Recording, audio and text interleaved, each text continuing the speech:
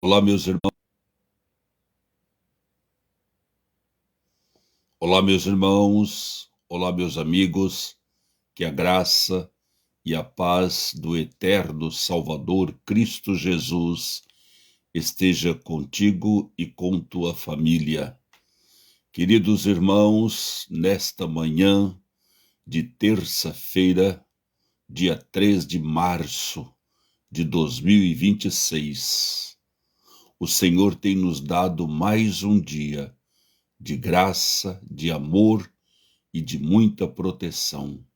E eu quero compartilhar com vocês um texto que está escrito em 1 Coríntios 15 e 19, que me veio na minha mente nesta manhã, quando estava acordando-me, e achei interessante esse texto para mim e para você, porque é importante aquilo que Deus dá para nós repartir com pessoas que também precisam de ouvir a palavra de Deus.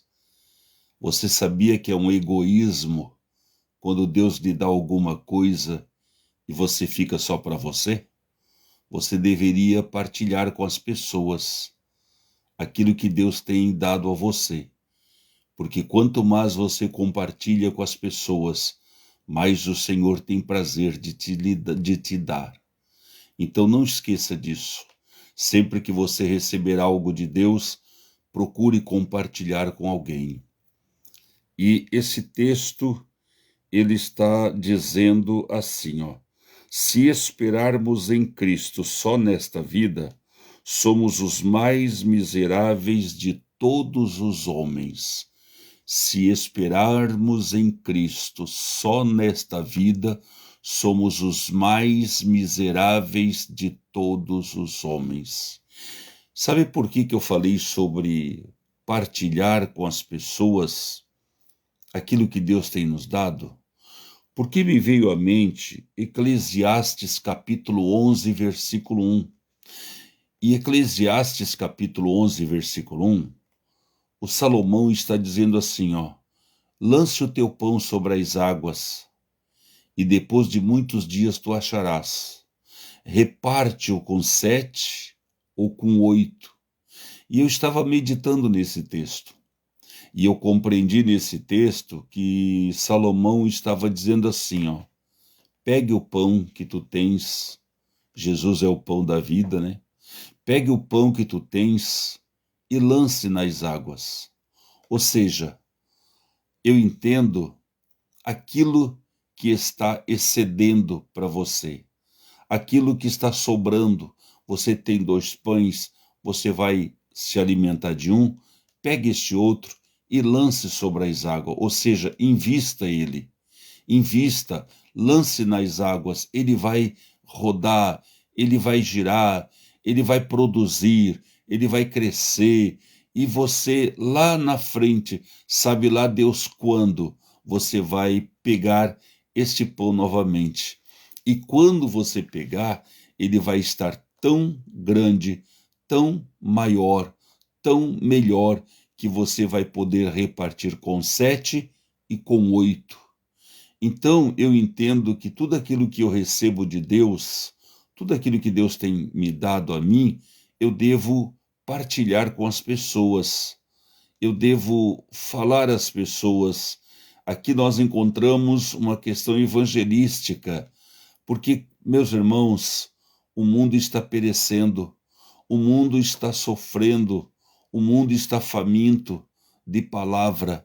Não é por acaso que centenas e milhares de igrejas estão se abrindo, não é por acaso que muitas coisas estão acontecendo e as pessoas estão correndo atrás de solução de problemas, atrás de alguém que possa lhe dar uma sustentação. E, lamentavelmente, muitas pessoas desta, não tendo a oportunidade e o privilégio que eu e você tivemos, eles batem às vezes em portas erradas, eles buscam em lugares impróprios as bênçãos que precisaria de Deus e acabam se enterrando cada vez mais em situações adversas. Satanás não dorme, Satanás se esforça para tentar destruir a minha e a tua vida. Portanto, querido irmão, eu te digo nesta manhã que nós devemos testemunhar daquilo que Deus tem feito e dado a nós. E uma maneira muito boa e importante de nós fazermos esse trabalho é através da evangelização.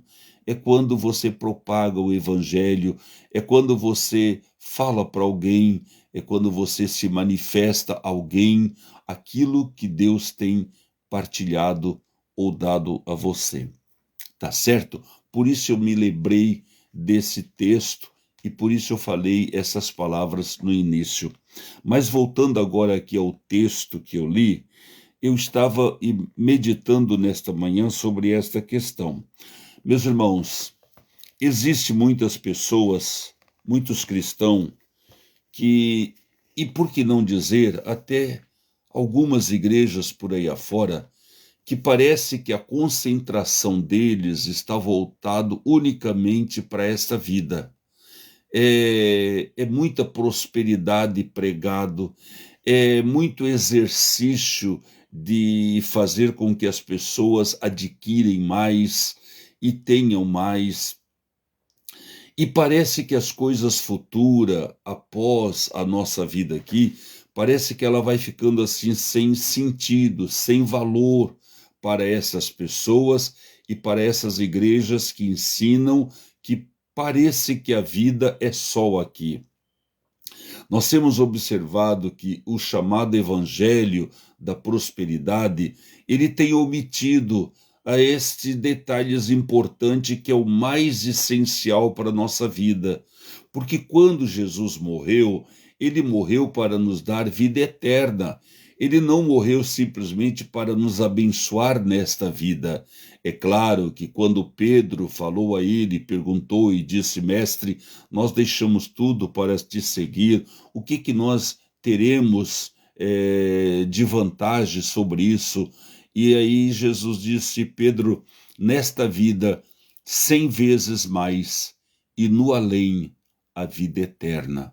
Então é claro que quando eu abraço a Cristo como Senhor e Salvador da minha vida, é claro que a minha situação financeira começa a melhorar, é claro que as coisas começam a encaminhar, é claro que as portas começam a se abrir, é claro que as barreiras começam a cair por terra, é claro que a tendência minha é melhorar, mas toda esta melhora é por conta de que eu aceitei Jesus e Jesus me fez eu ser aquilo que seria o princípio, que é ganhar o pão com o meu suor.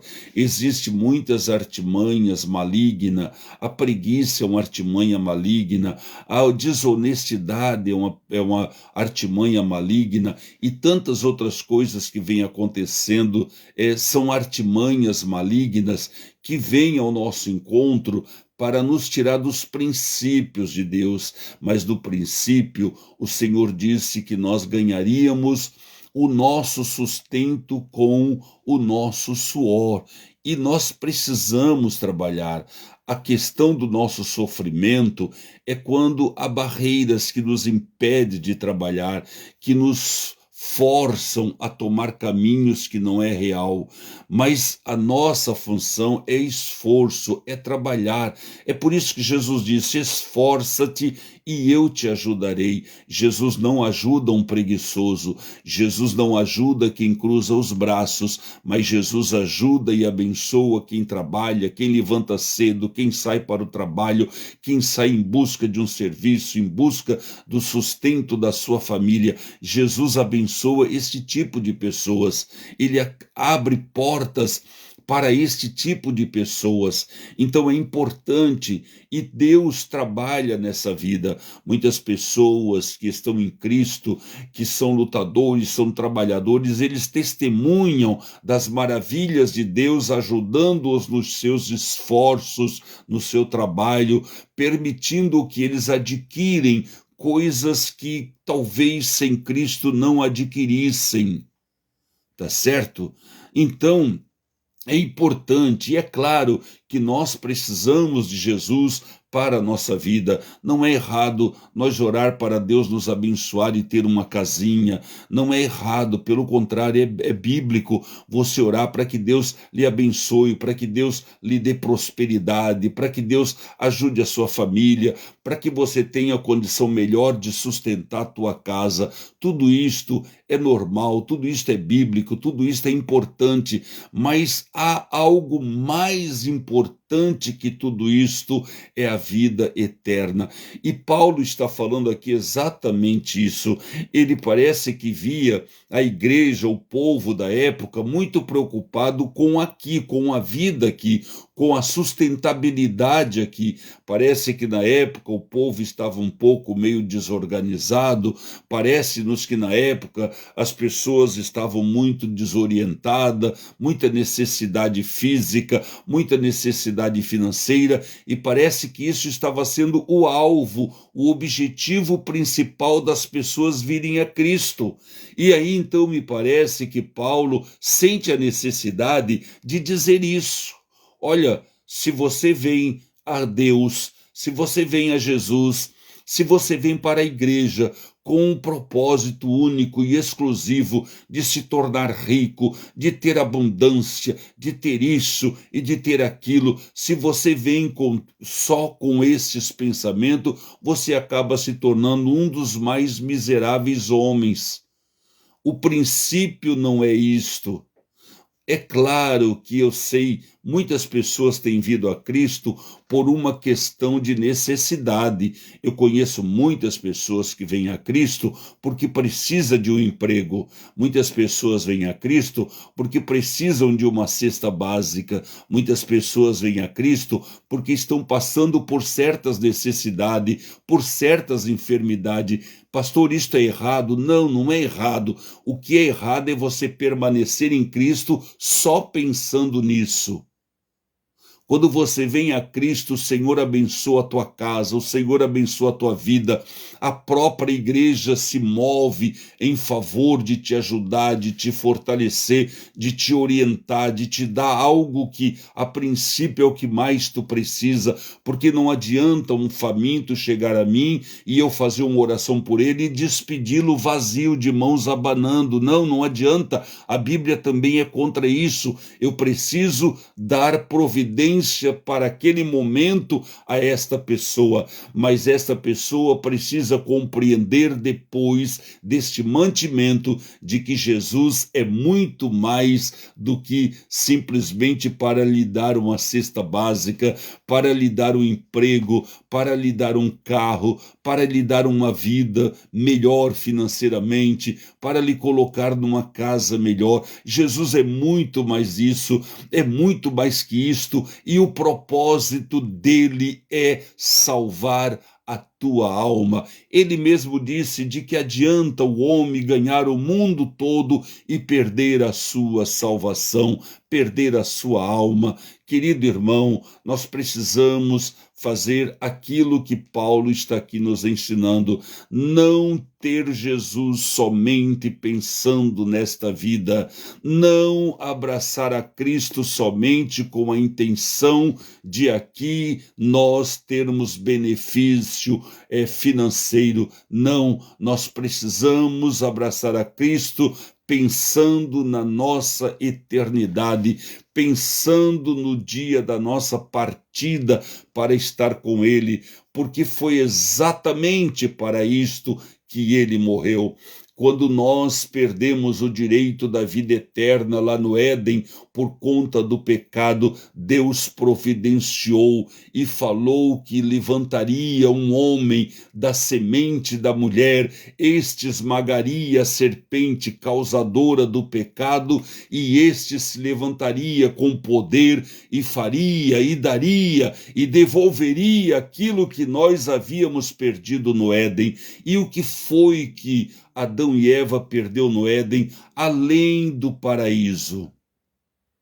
O que foi que Adão e Eva perdeu, além de uma vida sustentável, sem precisar de muito esforço, sem precisar correr atrás, sem precisar se envolver muito, porque estava tudo ao seu redor, estava tudo para ele. O que ele perdeu de mais importante, além de ser expulso do jardim, o que ele perdeu? Ele perdeu o direito da eternidade. E ele trouxe esta maldição a todos nós, que por consequência do pecado também perdemos o direito da eternidade. Então, sem Cristo não há eternidade para nós. Com ele, sem Cristo não há uma prosperidade eterna, sem Cristo não há vida eterna para nós, a morte eterna, a condenação eterna, mas em Cristo Jesus nós teremos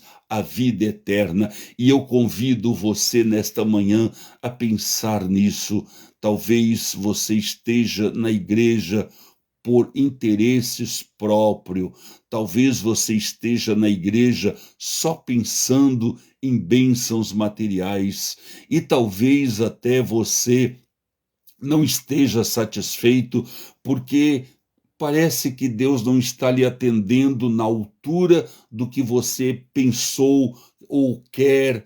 Talvez você esteja até vivendo um dilema, porque não está vindo tudo como você desejou, planejou e como alguém falou de repente para você. Meu irmão, existe algumas condições que têm trazido pessoas à igreja: a situação financeira, a situação física, a saúde e outras coisas mais têm trazido as pessoas à igreja. Tudo isso são projetos, são planos, são forma de nos fazer acordar e entender que precisamos de Cristo. Mas ao chegarmos na igreja, precisamos compreender que há algo muito mais importante do que isto. Eu vou dizer para vocês uma coisa que me trouxe à igreja. Sabe o que me trouxe à igreja? O medo de ir para o inferno.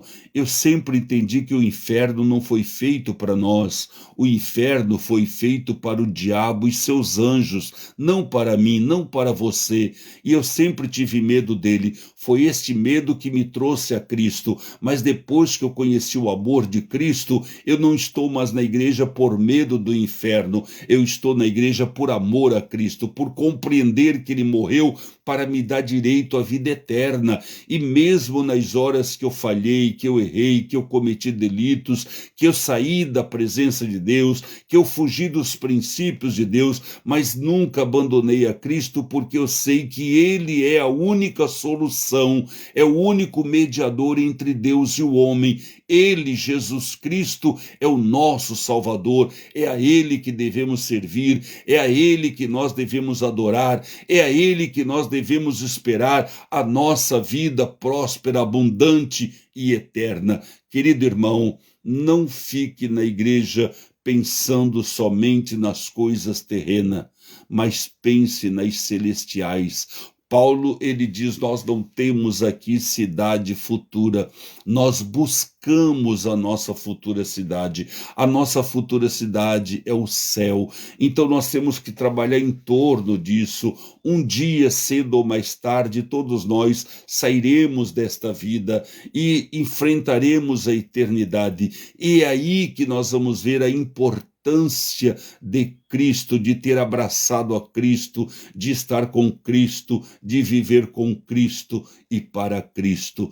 Querido irmão, que Deus te abençoe, que Deus te dê proteção, que Deus te guarde e que Deus permita que você entenda desta maneira a necessidade de servir a Deus, a necessidade de pensar na nossa, na minha, na tua, na nossa eternidade, porque viver a eternidade sem Cristo não é nada bom para nenhum de nós, e não é este o plano de Deus. O plano de Deus é nos salvar. Não importa, ainda que os teus pecados sejam vermelho como a escarlate, eles se tornarão branco como a pura lã, diz o profeta Isaías.